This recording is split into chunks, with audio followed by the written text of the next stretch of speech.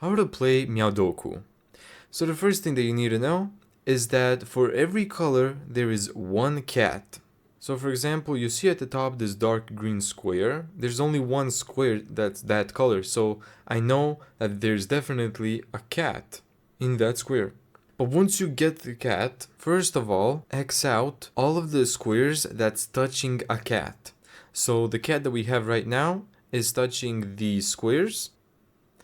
And then you need to mark all of the squares that are vertical and horizontal to the cat. So everything that's horizontal and everything that's vertical. Now, the next cat is quite obviously in the dark green square, so we're gonna double tap that square. And we know that there's a cat there. Now, same logic. Every square that the cat is touching and all of the horizontal lines and all of the vertical lines. Now we need to find the third cat. When you look at all of the squares without the X on them, there's only one color with one square, and that is this one. So again, we mark every square that's around the cat, we mark out the vertical lines and the horizontal lines, and we're left with, again, only one green square. We double tap the square, we mark all of the squares around it, vertical, all of the horizontal. Let's look at the squares without the X on them. Only one square that's brown, so let's mark that. There's definitely a cat there.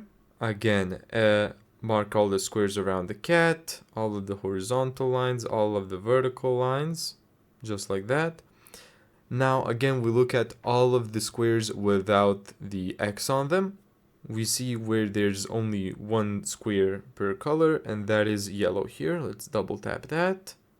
Mark all the squares around it, all of the vertical, all of the horizontal. Same process, it's right here. All the squares around it, vertical, horizontal. Only one blue square left, so the cat is definitely there. And there's a cat here. And a cat here as well. And there you go. So this game is actually nothing like Sudoku. It's a little like Minesweeper in a way, but it's really its own game, is what it is. Thank you so much for watching this video. If you found this tutorial helpful, make sure to give it a thumbs up and subscribe. And as always, see you in the next video.